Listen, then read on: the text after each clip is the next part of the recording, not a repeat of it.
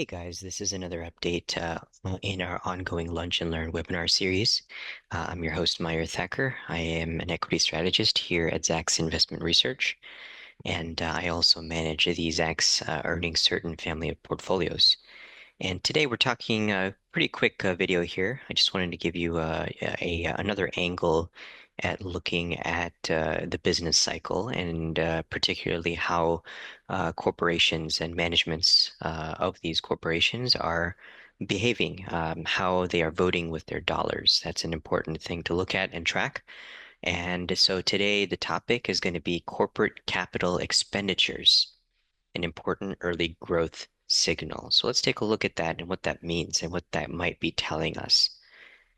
And so if we look at it, one of the easiest, right, and logical methods for predicting future growth is simply by looking at business investment decisions, right? So capital expenditures are investments in long-term assets, such as factories, equipment, machinery, office space, even AI data centers, as is, mostly in the news today. AI data centers do count as capital expenditures because they are, at the end of the day, equipment. So this equipment can be in any form. It could be old school equipment or new school equipment. But when companies decide to spend to make investments on, assets, assets are, things that last, that are durable, over time, as opposed to expenses. There's, two ways to really account for anything. Either they're an expense or they are an asset. Expenses are typically just, ongoing recurring things that happen, regardless of, what decisions you make. So if you hire, a team of 100 workers, their salaries are expenses, right? And same thing with other things like rent. If you decide to, lease office space or lease a factory, rent expense is an expense. So these are not capital expenditures. Capital expenditures are assets that are purchased by the company and they go straight to the balance sheet. They're not expensed upfront. So they don't hit the P&L immediately. They hit the P&L over time via an expense account called depreciation. So we'll take a look at that in just a minute here. So capital expenditures are, investments that companies make in long-term assets. So factories are not short-term. Factories are a long-term investment. Equipment are also considered to be a long-term investment. Machinery is a type of equipment, things like that. So it's important to track how companies are making capital expenditures decisions. Capital expenditures are also in short called capex, more commonly known as capex. So it's important to track how companies are doing and what decisions they're making on capex. However, we can't just look at capex in isolation. They can't be just in nominal terms because this number simply goes up over time as businesses have to perpetually replace old, damaged, or obsolete equipment, right? Because, for example, if you have bought a factory or you have purchased machinery 25 years ago, it's probably time for an update. It's probably time for a replacement. And so if a company decides, okay, well, we're gonna purchase $100 million worth of machinery, if you're looking at it in nominal terms, that's going to be very bullish because, wow, this company is making a pretty big investment of $100 million in new machinery. So you might erroneously conclude that, this company is bullish on the future, they're investing in growth. And instead, what they're really just doing is just replacing um, the old equipment that is now coming due. It's at its end, it's at the end of its useful life cycle, and it simply needs to be replaced because it's now obsolete. So looking at capex in nominal terms is not enough information. We have to look at it and contextualize it. Here is a chart of the S&P 500 on an equal weighted basis. And what this shows is what I just mentioned. CapEx simply goes up over time. You can see that it does, wax and wane a little bit, but over time it just simply goes up.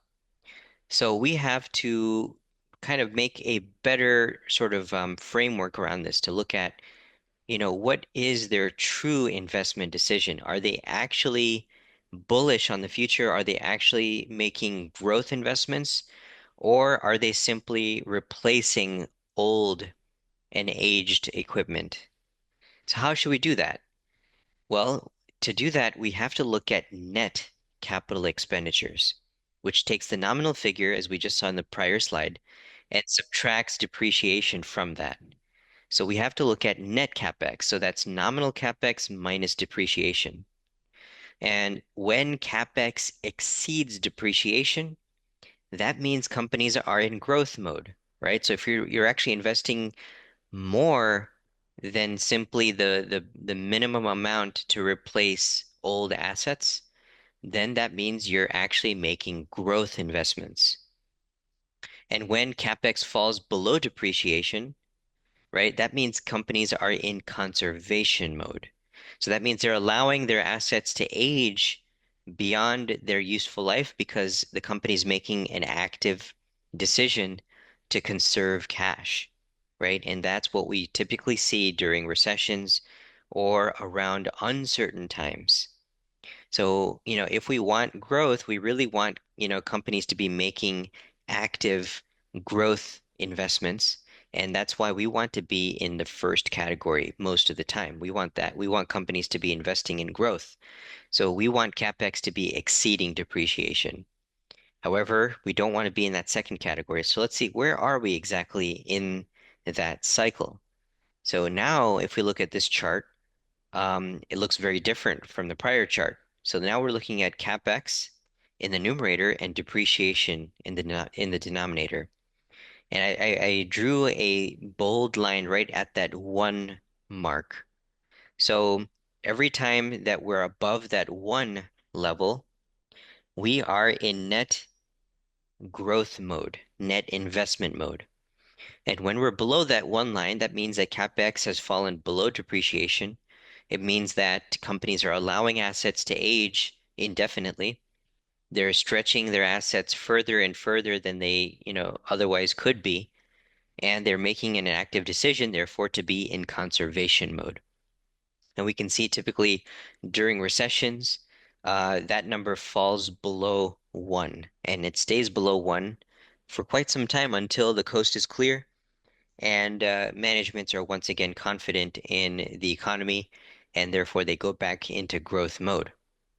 Now, we did see a time when, this number fell below one for some sustained period of time. Actually, it was right around the first Trump administration. Actually, it was right near the tail end of the Obama administration in 2016. It fell below one, and it remained well below one for the entire time up until just about a year ago. Just about a year ago, finally companies decided to start making big investments. Some of this is also influenced by the large investments in AI data centers. But I took a look at the S&P 500 on an equal weighted basis, so we don't unduly put emphasis on the biggest, Mag 7 mega tech companies. This is the S&P 500 on an equal weighted basis. So this has reduced the emphasis or over dependence on the big seven companies. And so this really gives you a good idea as to what the average S&P 500 company is doing with regards to their investment decisions. And so just about a year ago, we finally got back into growth mode, and we see that that level has been sustained now, through the most recent Q1 period. So this number updates quarterly as companies report their quarterly financial statements. So through Q1, we can see that now companies are in net investment mode as they have been for most of the past year. I want to say it started right around Q2 of last year in 2022. And that growth investment mode has carried through into Q1 of this year, 2025. So this tells us that companies are in general investment growth investment mode. The figure currently stands at 1.12 with a general uptrend. So it's also important to look at the direction of the trend. right? So we can see that even though we've been below one for the majority of since 2016, really for the last 10 years, we have been well below one. But you can see that the direction of the trend, the rate of change, has been very positive ever since we exited the COVID crisis. And so that number has been in strong recovery. The trend has been up. It took a little bit of a breather in 2023, right around that one level. So you can see that companies decided to pause right around one for, much of 2023 into 2024, which means that they decided to, just invest just enough, just barely enough to replace assets that are now completely obsolete or aged or damaged. And so they are investing just enough to meet the depreciation rate that they're reporting. But then since then, it's been, off to the races. So companies now are very clearly in growth mode. So companies are currently in growth mode as the value of the investments exceeds depreciation. This means companies are deploying capital beyond simply replacing old or obsolete or broken equipment. And the trend is accelerating. So this is very, very bullish. This is a lesser known but a very important broad economic indicator that can also give us a hint as to what part of the business cycle we're currently in. Are we in expansion, stagnation, or contraction? And actually, if we look at it, and if I open up the BEA's website, if we go over here to the Bureau of Economic Analysis website, this is where multiple different economic data is released. Probably the most important of which is the GDP report that we get. So if we look at the GDP report, the most recently reported number, which was on June 26th, this gave us the third and final estimate of the first quarter of 2025. And if I open up the full table, we can actually look at exactly how companies are doing with regards to their investments. So if you know that if you look at GDP, GDP is, the most widely cited number. That number actually declined by 0.5% on a quarter over quarter basis, as you can see right here. That's the number that gets widely reported. Everybody knows that, GDP declined from 2.5 to 2, right, on a year over year basis, from quarter to quarter, that is. But the number that doesn't get reported very often are some of the sub-segments of GDP, right? The most important of which is PCE, that's the personal consumption. Consumption drives the vast majority of GDP, about 60%. But you can also see that a very large and important segment of GDP is gross private domestic investment. These are the investments that businesses are making in various different categories. So we have the main category, which is fixed investments. Then you have change in private inventories, right? Those are the two. However, that number is not really important. What we want to look at is what are companies doing with regards to investing in business equipment, right? That's the capex number is what we're interested in looking. And if you look at that number, look what just happened in Q1. That jumped 8.3%. I don't know if you can see that here. Let me zoom in. So here, this should be better to see there. You can see there for, in Q1, this number really soared to 8.3% year over year growth in Q1.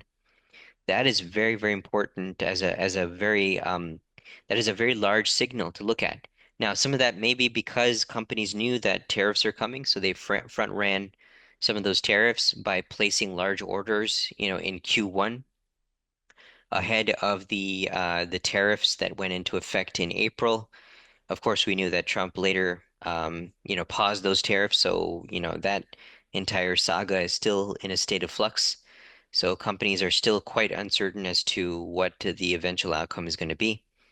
But that could be partially why we saw such a big number. But nonetheless, you can see this in chart form. I opened up, Zacks Advisor Tools, and you can see that 8.29, 8.3% figure is the highest level that we have seen on a year-over-year basis since exiting COVID. Now that number is by itself deceiving because it's coming off of a very depressed base. So we have not truly seen a level this high at 8.3% since 2018, where we briefly had, 8.67% growth on a year-over-year basis. And really dating back really a decade, we haven't seen growth that high. So this was the strongest number that we have seen in quite some time, really going back to 2018 and prior to that, back to 2014. So that was a very solid number. This could be partially why the chart that I have here has been quite strong, but you can see that the trend is up. So remember, Trump is only a phenomenon that's been going on for about 9 months now since the election. But the trend has been in place now for the better part of the last 5 years.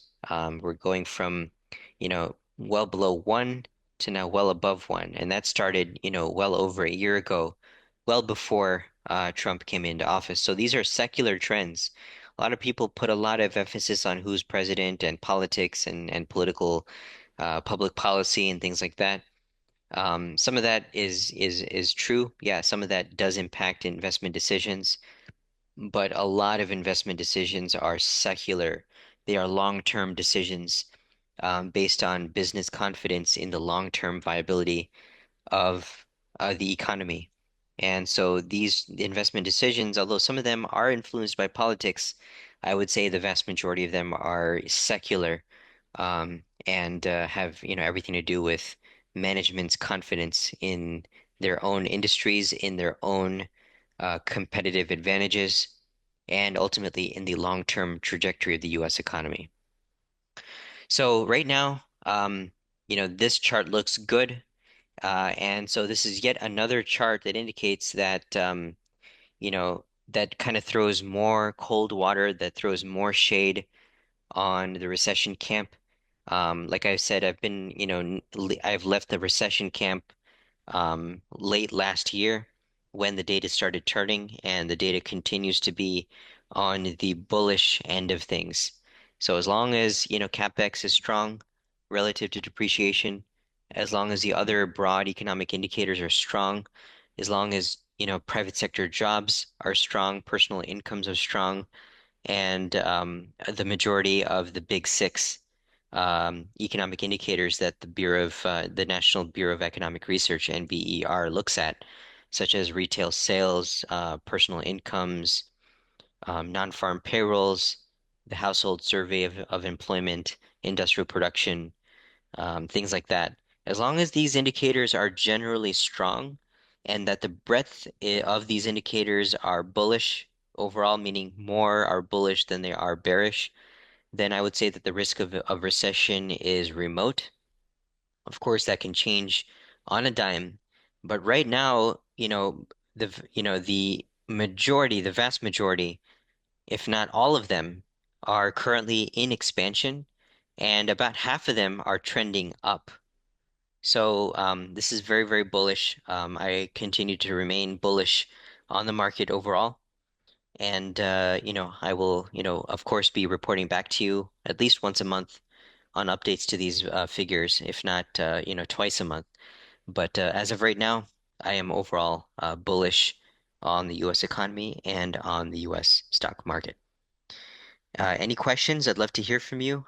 Please do reach out to us. You can reach us at 1-866-794-6065. Thanks, everyone. See you soon.